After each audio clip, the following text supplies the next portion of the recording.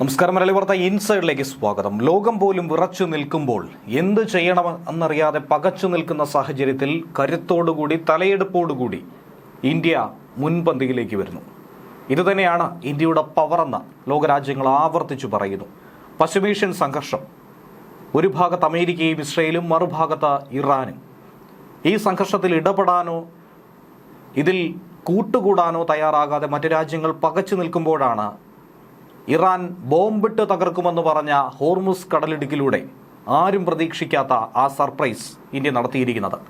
ഒന്നല്ല, ഒന്നിലധികം തവണ കടുത്ത പ്രതിസന്ധി നിലനിൽക്കുന്ന സാഹചര്യത്തിലും നയതന്ത്ര നീക്കങ്ങളിലൂടെ സജീവമായി തന്നെ കേന്ദ്രം ഇടപെട്ടുകൊണ്ട് കപ്പലുകളുടെ ഒരു പ്രളയം തന്നെ അവിടെ സംഭവിക്കുന്നു.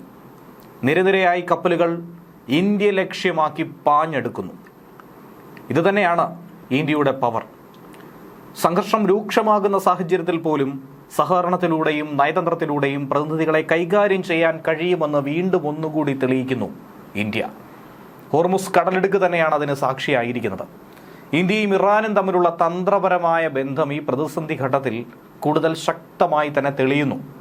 പ്രധാനമന്ത്രി നരേന്ദ്രമോദിയും ഇറാൻ പ്രസിഡന്റ് മസൂദ് പെസഷ്കിയാനും തമ്മിലുള്ള ഫോൺ സംഭാഷണങ്ങൾ, ഇതിന് പിന്നാലെ ഇന്ത്യൻ കപ്പലുകൾക്ക് സുരക്ഷിതമായി കടന്നുപോകാൻ വഴിയൊരുക്കുന്നു, അകമ്പടി സേവിക്കുന്നു ഇറാൻ. പ്രത്യേക ഒരു ഇടനാഴി തന്നെ ഇന്ത്യക്ക് വേണ്ടി സൃഷ്ടിക്കാൻ ഈ സംഘർഷ സാഹചര്യത്തിലും പ്രതിസന്ധി ഘട്ടത്തിലും ഇറാൻ തയ്യാറാകുന്നു. ഇരു രാജ്യങ്ങളുടെയും പരസ്പര വിശ്വാസത്തിന്റെയും സഹകരണ മനോഭാവത്തിന്റെയും തെളിവായി തന്നെയാണ് ഇതിനെ ലോകം നോക്കിക്കാണുന്നത്. ഹോർമുസ് കടലിടുക്ക് കടക്കാനൊരുങ്ങി 2 ഇന്ത്യൻ കപ്പലുകൾ കൂടി ഇപ്പോഴവിടെ കാത്തു നിൽക്കുന്നു. പൈൻ ഗ്യാസ്, ജഗ് വസന്ത് എന്നീ LPG കപ്പലുകളാണ് ഹോർമുസ് കടക്കാൻ കാത്തിരിക്കുന്നത്.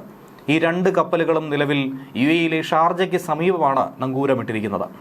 Indian oil corporation, Bharat petroleum എന്നിവ ചാർട്ടർ ചെയ്തിട്ടുള്ള ഈ കപ്പലുകൾ ശനിയാഴ്ചയോടെ തന്നെ യാത്ര തിരിച്ചേക്കുമെന്നാണ് കപ്പൽ ഗതാഗത വിവരങ്ങളിലൂടെ നമുക്ക് വായിച്ചറിയാൻ കഴിയുന്നത്. അതിനിടെ ഗൾഫ് മേഖലയിലുള്ള ഇന്ത്യയുടെ 22 കപ്പലുകളുടെ സുരക്ഷിതമായ മടക്കയാത്ര ഉറപ്പാക്കുകയാണ് കേന്ദ്ര സർക്കാർ. നയതന്ത്ര നീക്കങ്ങൾ ഊർജിതമാക്കി തന്നെയാണ് ഈ കപ്പലുകളെ തിരിച്ചയക്കുന്നതും.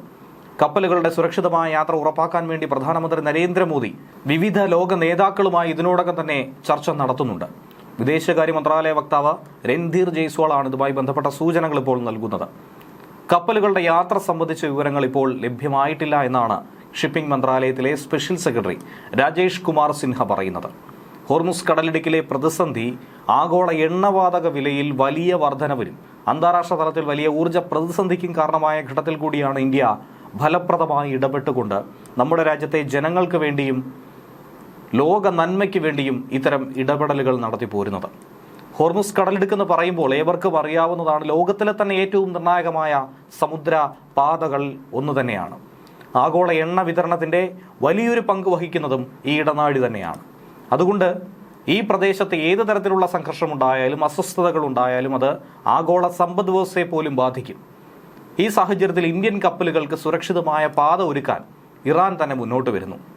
പ്രാദേശിക സ്ഥിരതയ്ക്കും ആഗോള ഊർജ്ജ സുരക്ഷയ്ക്കുമായി ഒരു നിർണായക ഇടപെടൽ തന്നെയാണ് ഇവിടെ സംഭവിക്കുന്നത്. ഏകദേശം 22 ഇന്ത്യൻ കപ്പലുകൾക്ക് സുരക്ഷിതമായി കടന്നുപോകാനുള്ള അനുമതി നൽകാനുള്ള റിപ്പോർട്ടുകളാണ്, നീക്കങ്ങളാണ് ഇപ്പോൾ പുരോഗമിക്കുന്നത്. ഇന്ത്യയുടെ ഊർജ്ജ ആവശ്യങ്ങൾ നിറവേറ്റാൻ ഈ കപ്പലുകൾ വലിയ പങ്ക് വഹിക്കുമെന്ന കാര്യത്തിൽ സംശയമില്ല. പ്രത്യേകിച്ചും LPG, ക്രൂഡ് ഓയിൽ എന്നിവ കൊണ്ടുപോകുന്ന കപ്പലുകളുടെ ഗതാഗതം തടസ്സപ്പെട്ടാൽ അത് നമ്മുടെ രാജ്യത്തിന്റെ ആഭ്യന്തര വിപണിയിലും സാമ്പത്തിക മേഖലയിലും ഒക്കെ തന്നെ വലിയ ആഘാതങ്ങൾ ഉണ്ടാക്കാൻ സാധ്യതയുണ്ട്. അതുകൊണ്ട് ഇറാൻ സൃഷ്ടിച്ച ഈ സുരക്ഷിത ഇടനാഴിയിലൂടെ ഇന്ത്യ മാത്രമല്ല ആഗോള ഊർജ്ജ വിപണിക്കും ആശ്വാസം നൽകുന്ന ഒരു നീക്കമായി ഇതിനെ നോക്കിക്കാണുന്നു. ഇതിനോടകം തന്നെ ചില കപ്പലുകൾ ഈ ഇടനാഴി വഴി സുരക്ഷിതമായി കടന്നുപോയെന്നാണ് മാരിടൈം ഡേറ്റ റിപ്പോർട്ടുകൾ സൂചിപ്പിക്കുന്നത്. ഈ ഇടനാഴിയുടെ സവിശേഷത ഇറാനിയൻ തീരത്തോട് ചേർന്ന നിയന്ത്രിതമായ ഒരു പാതയിലൂടെ മാത്രം ഈ കപ്പലുകൾ സഞ്ചരിക്കണം. അതിലൂടെ ഇറാന്റെ നാവികസേനയ്ക്കും സുരക്ഷാ ഏജൻസികൾക്കും കപ്പലുകളുടെ നീക്കങ്ങൾ നേരിട്ട് അടുത്ത് നിരീക്ഷിക്കാൻ കഴിയും. എന്നാൽ പുറത്തു നിന്നുള്ള ആക്രമണ സാധ്യതകൾ കുറയ്ക്കാൻ ഇത് വളരെയധികം സഹായം ചെയ്യുമെന്നും ഇക്കൂട്ടത്തിൽ പറയുന്നു.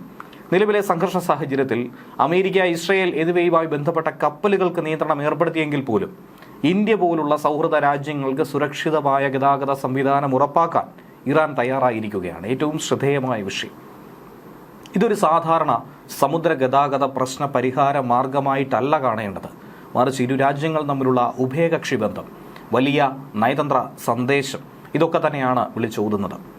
സമ്മർദ്ദങ്ങളും സംഘർഷങ്ങളും നിറഞ്ഞ സാഹചര്യത്തിൽ പോലും സംവാദത്തിലൂടെയും സഹകരണത്തിലൂടെയും സൗഹൃദത്തിലൂടെയും പ്രശ്നങ്ങൾ പരിഹരിക്കാൻ കഴിയുമെന്ന് ഇന്ത്യ ലോകത്തിന് മുന്നിൽ സന്ദേശം നൽകുകയാണ്, തെളിയിച്ചിരിക്കുകയാണ്. പരസ്പര ബഹുമാനവും തന്ത്രപരമായ പങ്കാളിത്തവും ഉണ്ടെങ്കിൽ കടുത്ത പ്രതിസന്ധി ഘട്ടത്തിലും സ്ഥിരതയും സുരക്ഷയും ഉറപ്പാക്കാൻ നമുക്ക് കഴിയുമെന്ന മികച്ച ഉദാഹരണം തന്നെയാണ് ഇന്ന് ഇന്ത്യ.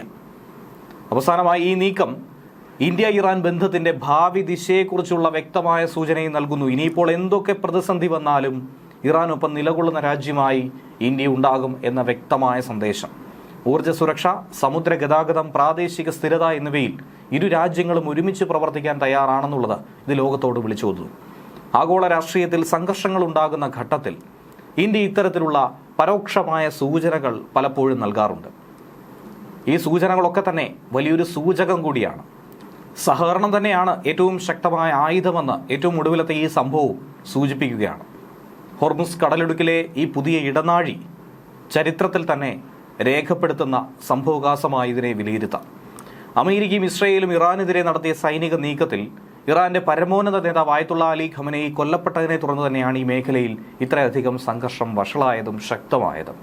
ഇതിന് തിരിച്ചടിയായി അമേരിക്കൻ സൈനിക താവളങ്ങളുള്ള ഗൾഫ് രാജ്യങ്ങളെ ഇറാൻ ആക്രമിച്ചു. ഹോർമുസ് കടലിടുക്കിലാകട്ടെ ഉപരോധം ഏർപ്പെടുത്തി. എന്നാൽ തങ്ങളുടെ ശത്രുക്കൾക്കും അവരുടെ സഖ്യകക്ഷികൾക്കും മാത്രമേ ഈ പാത അടച്ചിട്ടുള്ളൂവെന്നും മറ്റുള്ളവർക്ക് യാത്ര ചെയ്യാമെന്നും പിന്നീട് ഇറാൻ വിദേശകാര്യമന്ത്രി അബ്ബാസ് അരാഗ്ചി വ്യക്തമാക്കുകയും ചെയ്തു. ഇതിന്റെ ഭാഗമായി കഴിഞ്ഞ ആഴ്ച മുതൽ ഇന്ത്യയുടെ ശിവാലിക്, നന്ദാദേവി എന്നീ കപ്പലുകൾക്ക് കടലിടുക്ക് കടക്കാനുള്ള അനുമതി ഇറാൻ നൽകി.